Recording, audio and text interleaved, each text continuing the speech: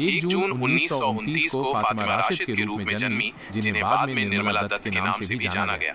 Nargis Hindi cinema की उन महानतम अभिनेत्रियों में से एक थीं जिन्होंने अपनी कला और व्यक्तित्व से लाखों दिलों पर राज किया। बचपन और शुरुआती कदम एक सितारे का उदय। नरगिस का जन्म कलकत्ता, अब कोलकाता, ब्रिटिश भारत में एक पंजाबी मुस्लिम परिवार में हुआ था। उनके पिता अब्दुल राशिद मूल रूप से एक धनी मोयाल ब्राह्मण थे जिन्होंने इस्लाम धर्म अपना लिया था। उनकी मां जद्दन-बाई हुसैन एक हिंदुस्तानी शास्त्रीय संगीत गायिका थीं और भारतीय सिनेमा के शुरुआती अग्रदूतों में से एक थीं। इस कलात्मक पृष्ठभूमि ने नन्ही फातिमा को बचपन से ही सिनेमा की दुनिया से परिचित कराया। उनके सौतेले भाई अनवर हुसैन भी एक फिल्म अभिनेता थे। मात्र 6 साल की उम्र में फातिमा ने 1935 में फिल्म तलाशे हक में बेबी नरगिस के रूप में अपनी शुरुआत की। नरगिस एक फारसी शब्द है जिसका अर्थ है नार्सिसस या डैफोडिल फूल, और ये नाम उनके हर आगामी प्रदर्शन के साथ जुड़ा रहा। हालांकि उन्होंने एक बाल कलाकार के रूप में शुरुआत की, उनका अभिनय करियर वास्तव में 1942 की फिल्म तमन्ना से शुरू हुआ। अभिनय का स्वर्णकाल, एक बहुमुखी प्रतिभा। 1943 में 14 साल की उम्र में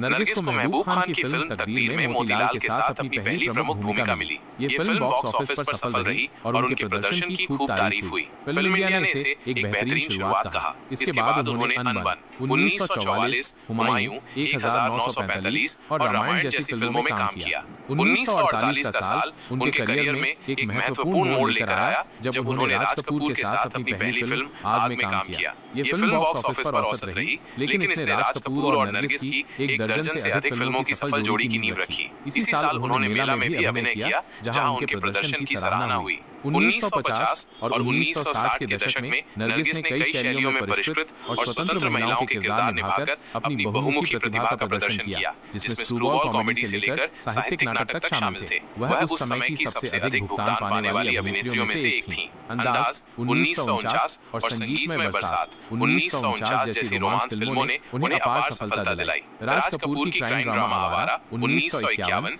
एक बड़ी आलोचनात्मक और वित्तीय सफलता थी, जिसने उनकी स्टारडम को और मजबूत किया। 1950 के दशक की शुरुआत में एक संक्षिप्त झटके के बाद वो कॉमेडी ड्रामा श्री 420 1955 और रोमांटिक कॉमेडी चोरी चोरी 1956 के साथ फिर से उभरी। ये फिल्में आज भी उनके कुछ सबसे यादगार प्रदर्शनों में गिनी जाती हैं। मदर इंडिया और अमर विरासत 1957 में नरगिस ने महबूब खान की ऑस्कर नामांकित महाकाव्य नाटक मदर इंडिया में अभिनय किया। इस फिल्म में उनके सशक्त और मार्मिक प्रदर्शन ने उन्हें सर्वश्रेष्ठ अभिनेत्री का फिल्म फेयर पुरस्कार दिलाया। फिल्म इंडिया के बाबूराव पटेल ने मदर इंडिया को भारत में निर्मित सबसे महान चित्र बताया और कहा कि कोई अन्य अभिनेत्री नरगिस की तरह भूमिका नहीं निभा सकती। ये फिल्म उस समय भारत में सबसे अधिक कमाई करने वाली फिल्म थी और नरगिस के करियर का शिखर मानी जाती है। उन्हें कार्लोवी वेरी अंतर्राष्ट्रीय फिल्म महोत्सव में सर्वश्रेष्ठ अभिनेत्री का पुरस्कार प्राप्त करने वाली पहली भारतीय अभिनेत्री होने का गौरव भी प्राप्त हुआ। मदर इंडिया के बाद नरगिस ने 1958 में अपने सह कलाकार सुनील दत्त से शादी करने के बाद अपने परिवार के साथ बसने के लिए अपना फिल्मी करियर छोड़ दिया। हालांकि उनकी कुछ अंतिम फिल्में इसके बाद भी रिलीज हुई। अंतिम प्रदर्शन और सार्वजनिक सेवा। एक लंबे अंतराल के बाद नरगिस ने 1967 में मनोवैज्ञानिक ड्रामा रात और दिन में अंतिम बार अभिनय किया। इस फिल्म में एक डिसोसिएटिव आइडेंटिटी डिसऑर्डर से पीड़ित महिला के उनके चित्रण को खूब सराहा गया। इस प्रदर्शन के लिए उन्हें सर्वश्रेष्ठ अभिनेत्री का फिल्म फेयर नामांकन मिला और उन्होंने सर्वश्रेष्ठ अभिनेत्री के लिए पहला राष्ट्रीय फिल्म पुरस्कार जीता। फिल्म फेयर ने उनके प्रदर्शन की प्रशंसा करते हुए कहा कि उन्होंने बीमारी से पीड़ित व्यक्ति की सारी भयावहता को सामने ला दिया है। अभिनय के अलावा नरगिस ने सार्वजनिक जीवन में भी सक्रिय भूमिका निभाई। उन्हें 1980 से 1981 तक राज्यसभा भारतीय संसद के ऊपरी सदन के लिए भी मनोनीत किया गया था। हालांकि अपनी बीमारी के कारण वो अपना कार्यकाल पूरा नहीं कर पाई। व्यक्तिगत जीवन और परोपकारी कार्य। नरगिस का अभिनेता राज कपूर के साथ एक लंबा रिश्ता रहा। हालांकि राज कपूर के विवाहित होने और अपनी पत्नी को तलाक देने से इनकार करने के बाद नरगिस ने अपना 9 साल का रिश्ता खत्म कर दिया।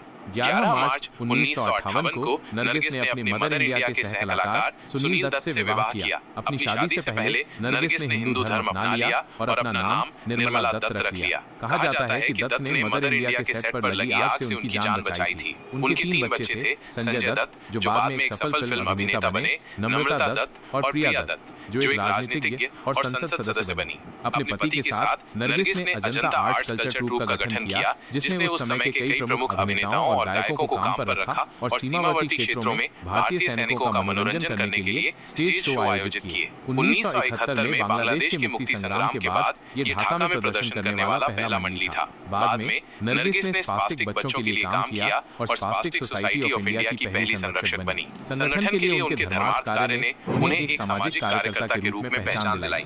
मिथु अलूर, जो स्पास्टिक सोसाइटी ऑफ इंडिया की संस्थापक थी, ने एक साक्षात्कार में बताया कि नरगिस का सपना चिकित्सा की पढ़ाई करना था, जिसे वो कभी पूरा नहीं कर सकी। विरासत और सम्मान। नरगिस दत्त का निधन 3 मई 1981 को अग्नाशय के कैंसर से हुआ। उनके बेटे संजय दत्त की फिल्म रॉकी की हिंदी फिल्मों में डेब्यू करने से सिर्फ 3 दिन पहले उनकी स्मृति में 1982 में Nargis Dutt memorial cancer foundation की स्थापना की गई। भारतीय सिनेमा में उनके योगदान को सम्मानित करने के लिए वार्षिक फिल्म पुरस्कार समारोह में राष्ट्रीय एकता पर सर्वश्रेष्ठ फीचर फिल्म के लिए पुरस्कार को उनके सम्मान में नरगिस दत्त पुरस्कार कहा जाता है।